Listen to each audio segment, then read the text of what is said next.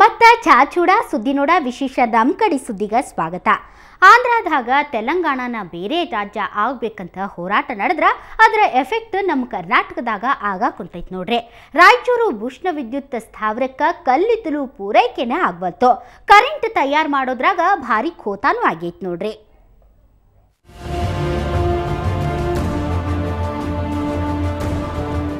ರಾಯಚೂರಿನ ಶಕ್ತಿನಗರದಾಗಿರೋ RTPSಗೆ ಆಂಧ್ರದ ತೆಲಂಗಾಣ ಹೋರಾಟ ಬಾಳ ಹೊಡೆತ ಕೊಟ್ಟೈತಿ ನೋಡ್ರಿ.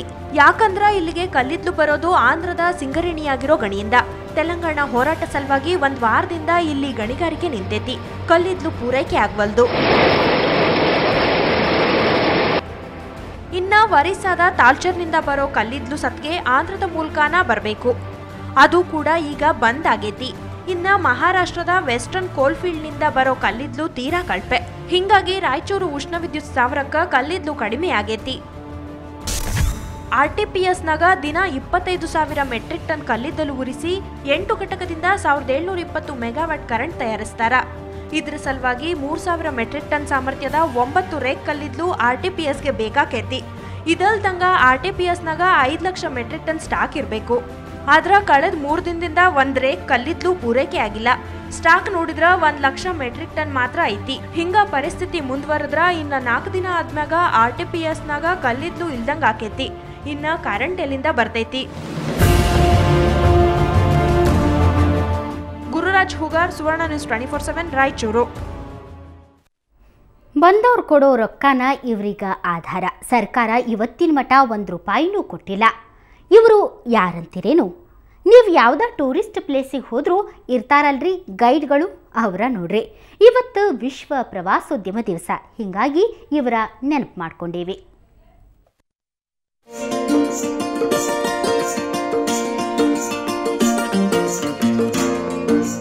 ಉಗ್ರ ನರಸಿಂಹನ ವಿಗ್ರಹ ನಿಮಗ್ ಬ್ಯಾರೆ ಕಡೆ ನೋಡಕ್ ಸಿಗಬಹುದು. ಆದ್ರ ವಿಜಯ ನರಸಿಂಹ ಇರೋದು ಬಾದಾಮಿಯಾಗ ಮಾತ್ರ. ನಟರಾಜನ ಮೂರ್ತಿ ಎಲ್ಲಾ ಕಡೆ ನೋಡಬಹುದು. ಆದ್ರ 18 ಕೈ ಇರೋ ನಟರಾಜ ಇರೋದು ಇಲ್ಲಿ ಮಾತ್ರ. ಇಂಥ ವಿಷಯ ಹೇಳಿದಾಗ ನಿಮ್ಗೆ ಹೌದಾ ಅನಿಸ್ತೈತಿ. ಪ್ರವಾಸಿ ತಾಣದ ಬಗ್ಗೆ ತಿಳ್ಕೊಂಡ್ವಿ ಅನ್ನೋ ಸಮಾಧಾನ ಆಕೈತಿ. ಇಂಥದ್ದೆಲ್ಲ ಗೊತ್ತಾಗಬೇಕು ಅಂದ್ರ ನೀವು ಇತಿಹಾಸ ಓದಿರ್ಬೇಕು ಅಥವಾ ಅಲ್ಲೇ ಗೈಡ್ಗಳನ್ನ ಬಳಸಿರ್ಬೇಕು. ಆದ್ರ ಪ್ರವಾಸಿ ತಾಣದಾಗಿರೋ ಗೈಡ್ಗಳ ಜೀವನ ಮಾತ್ರ ಯಾರಿಗೂ ಬ್ಯಾಡ ನೋಡ್ರಿ. ಪ್ರವಾಸಿಗರು ಕೊಡೋ ರೊಕ್ಕನ ಅವ್ರಿಗೆ ಆಧಾರ. ಸರ್ಕಾರದಿಂದ ಮಾತ್ರ ಯಾವ ಸಹಾಯನೂ ಇಲ್ಲ. ಪ್ರವಾಸಿಗರ ಬರುವಂಥ ಒಂದು ಸಂಖ್ಯೆಯನ್ನು ಪರಿಗಣಿಸಿದಾಗ ಇವರ ಸಂಖ್ಯೆ ಹೆಚ್ಚಾಗಿಬಿಡ್ತು. ಪ್ರವಾಸಿ ಮಾರ್ಗದರ್ಶಿಗಳು ಹೆಚ್ಚಾಗಿದ್ದಾರೆ. ಸೊ ಪ್ರವಾಸಿಗರ ಸಂಖ್ಯೆ ಕಡಿಮೆ ಆಗಿದೆ. ಇದಕ್ಕೆ ಮೂಲ ಕಾರಣ ಅಂತಂದರೆ ಮೂಲಭೂತ ಸೌಕರ್ಯಗಳ ಕೊರತೆ. ಸೊ ಉದಾಹರಣೆಗೆ ಹೇಳ್ಬೇಕಂತಂದರೆ ಉತ್ತರ ಕರ್ನಾಟಕ ನಿರ್ಲಕ್ಷ್ಯ ಅಂತ ಹೇಳ್ಬೋದು ನಾವು. ಆ ಬರೋ ಸೀಸನ್ನಲ್ಲಿ ಅಕ್ಟೋಬರ್ ಫೆಬ್ರವರಿವರೆಗೆ ಮುಗಿಯುತ್ತೆ. ಆ ಬಿಸಿಲು ದಿನದಲ್ಲಿ ಬರೋದಿಲ್ಲ. ಸೊ ಆವಾಗ ಸರ್ಕಾರದಿಂದ ನಮ್ಗೆ ಯಾವುದೇ ಸೌಲಭ್ಯಗಳು ಇಲ್ಲ ಇಲ್ಲಿವರೆಗೂ. ಇದೊಂದು ಲಾಸ್ಟ್ ಜಿಲ್ಲಾಡಳಿತವರು 2009 ಒಂದು ಚೌಲಿಕೆ ಉತ್ಸವ ಮಾಡಿದಾಗ ಇದೊಂದು ಟೀ ಶರ್ಟ್ ಕೊಟ್ಟಿದ್ದು ಬಿಟ್ಟರೆ ಇನ್ನೂವರೆಗೂ ಏನು ನಮಗೆ ಸಹಾಯ ಸೌಲಭ್ಯ ಯಾವುದೂ ಇಲ್ಲ. ಇಡೀ ರಾಜ್ಯದಾಗ 2,000ಕ್ಕೂ ಹೆಚ್ಚು ಗೈಡ್ಗಳದಾರ. ಇವ್ರಿಗ ಕೆಲಸ ಅಂತ ಇರೋದು ವರ್ಷದಾಗ 3 ತಿಂಗಳು ಮಾತ್ರ. ಇನ್ನುಳಿದ ಟೈಮ್ನಾಗ ಇಲ್ಲಿಗೆ ಬರೋ ಪ್ರವಾಸಿಗರ ಸಂಖ್ಯೆನೂ ಕಡಿಮೆ. ಹಿಂಗಾಗಿ ಸರ್ಕಾರ ನಮ್ಗ ಗೌರವಧನ ಅಂತಾನಾದ್ರೂ ಕೊಡ್ಲಿ ಅಂತಾರ ಇವರು. ಕರ್ನಾಟಕದಲ್ಲಿ ಟೋಟಲಿ ಒಂದು 2,000 ಪ್ರವಾಸಿ ಮಾರ್ಗದರ್ಶಿಗಳಿಗೆ ಕೆಲಸ ಮಾಡ್ತಾ ಇದ್ದೀವಿ. ಪ್ರವಾಸೋದ್ಯಮ ಇಲಾಖೆಯಿಂದ ಅಧಿಕೃತವಾಗಿ ಲೈಸೆನ್ಸನ್ನು ಪಡೆದು, ಅಂದರೆ ಪ್ರವಾಸೋದ್ಯಮ ಇಲಾಖೆಯಿಂದ ನಮಗೆ ಯಾವುದೇ ರೀತಿಯಿಂದ ಸಂಭಾವನೆಗಳಾಗಲಿ ಗೌರವಧನ ಆಗಲಿ ಯಾವುದೂ ಇಲ್ಲ. ಸೊ ಈಗ ಎಲ್ಲೆಲ್ಲೋ ಏನೇನೋ ಸರ್ಕಾರದವರು ಅಪಾಯಿಂಟ್ಮೆಂಟ್ ಕೊಡೋದಾಗಲಿ, ಅವರಿಗೆ ಒಂದು ಅವ್ರಿಗೆ ಜೀವನಕ್ಕಾಗಿ ಏನಾದರೂ ಒಂದು ನಿರ್ವಹಿಸಲಿಕ್ಕೆ ಒಂದು ಇಷ್ಟು ಅಂತೇಳಿ ಒಂದು ಗೌರವಧನ ಫಿಕ್ಸ್ ಮಾಡ್ಬೇಕು. ನಮ್ ಕಷ್ಟ ದೂರ ಮಾಡ್ರಿ, ನಮ್ಗ ಬದುಕಿಗೊಂದ್ ದಾರಿ ಮಾಡ್ಕೊಡ್ರಿ ಅಂತಾರ ಈ ಗೈಡ್ ಮಂದಿ. ದುರಂತ ಅಂದ್ರ ವಿಶ್ವ ಪ್ರವಾಸೋದ್ಯಮ ದಿನ ಮಾತ್ರ ನಮ್ಮನ್ನ ನೆನಪು ಮಾಡ್ಕೋತಾರ ನೋಡ್ರಿ ಅಂತಾರ ಇವ್ರು.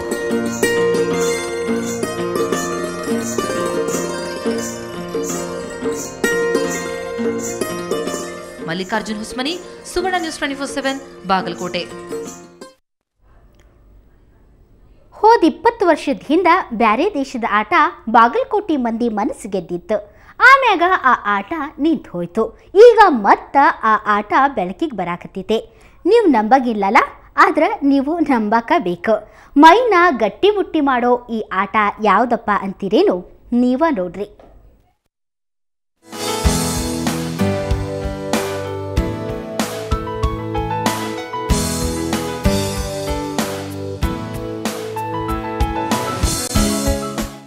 ಹಿಂಗ ತಲಿಯಿಂದ ತಲಿಗೆ ಎದಿಲಿಂದ ಹೊಡೆಯೋದು ನೋಡಿದ್ರೆ ಸಾಕ ಫುಟ್ಬಾಲ್ ವಾಲಿಬಾಲ್ ನೆನಪಿಗೆ ಬರ್ತಾವ.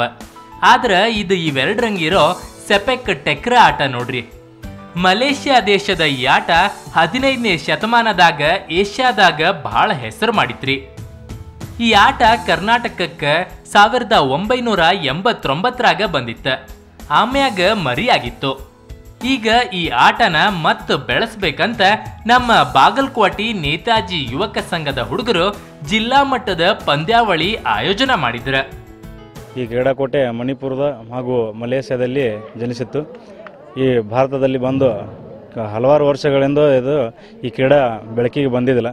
ನಮ್ಮ ಯುವಕ ಮಂಡಳಿ ವತಿಯಿಂದ 3ನೇ ವರ್ಷ ಆಚರಣೆ ನಿಮಿತ್ತ ಈ ಕ್ರೀಡಾ ನಾವು ಹಮ್ಮಿಕೊಳ್ಳಲಾಗಿತ್ತು. ಈ ಕ್ರೀಡಾಕೂಟ ಆಟದಾಗ ಶ್ರೀ ತಂಡ ಮೊದಲು, ಆರೆಂಜ್ ತಂಡ 2ನೇದು, ಬಿಜಿಕೆ ಬುಲ್ ತಂಡ 3ನೇ ಸ್ಥಾನ ಪಡೆದದ.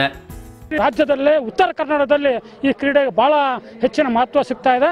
ಅದೇ ರೀತಿ ಕರ್ನಾಟಕ ರಾಜ್ಯದಲ್ಲಿ ಈ ಕ್ರೀಡೆಗೆ ತಾರತಮ್ಯ ಮಾಡ್ತಾ ಇದ್ದಾರೆ. ಬೇರೆ ಕ್ರೀಡೆಗಳಿಗಿಂತ ಈ ತಾತ್ಸಾರ ನಡೀತಾ ಇದೆ ಸರ್ಕಾರದಲ್ಲಿ. ಸೆಪೆಕ್ ಟೆಕ್ರ ಆಟ China, Korea, Hong Kong, Bangkok, Thailand ಮತ್ತು ಸಿಂಗಾಪುರದಾಗ ಭಾಳ ಆಡ್ತಾರೆ. ಈಗ ಬಾಗಲಕೋಟೆಯೊಳಗೆ ತರಬೇತಿ ಶುರು ಆಗ್ಯದ. ಇದಕ್ಕೆ ಸರ್ಕಾರ ಪ್ರೋತ್ಸಾಹ ಮಾಡಬೇಕಾಗೈತಿ. ಬಾಗಲಕೋಟೆಯಿಂದ ಸುಮಾರು ಜನ ನಾವು ನಮ್ಮ ಟೀಮ್ ಆಗಿರುವಂಥ ಸತತವಾಗಿ 4 ವರ್ಷ ನಾವು ಸ್ಟೇಟ್ ಲೆವೆಲ್ ವಿನ್ ಆಗಿ ಹೀಗೆ ನ್ಯಾಷನಲ್ಸಲ್ಲಿ ಪಾರ್ಟಿಸಿಪೇಟ್ 7 ವರ್ಷ ಮಾಡಿ, ಬಟ್ ಏನೂ ಪ್ರಯೋಜನ ಆಗ್ತಾ ಇಲ್ಲ. ಸೊ ಯಾರು ಸರ್ಕಾರದಿಂದ ಯಾರು ಸಪೋರ್ಟ್ ಮಾಡ್ತಾ ಇಲ್ಲ. ಇದಕ್ಕೆ ಸುಮಾರು ಜನ ನಾವು ಕೋರೆ ಮಾಡಿದ್ವಿ, ಈವನ್ ಒಲಿಂಪಿಕ್ಸಲ್ಲಿ ನಾವು ಟ್ರೈ ಮಾಡಿದ್ವಿ. ನಮಗೆ ತುಂಬ ಆಟದಲ್ಲಿ ಸಪೋರ್ಟ್ ಮಾಡ್ತಾ ಇಲ್ಲ ಯಾವ್ದಿದ್ರು. ಒಟ್ನ್ಯಾಗ ಹೇಳಬೇಕಂದ್ರೆ ಫುಟ್ಬಾಲ್ ವಾಲಿಬಾಲ್ ಆಡೋ ಹುಡುಗರು ಸೆಪೆಕ್ ಟೆಕ್ರ ಆಟ ಕಲಿತಂಗಾಗೈತಿ. ಇನ್ನು ಮುಂದೆ ಸರ್ಕಾರ ಇದ್ರ ಕಡೆ ಲಕ್ಷ್ಯ ವಹಿಸ್ತಾರ ಅಂತ ನೋಡ್ಬೇಕಾಗೈತಿ.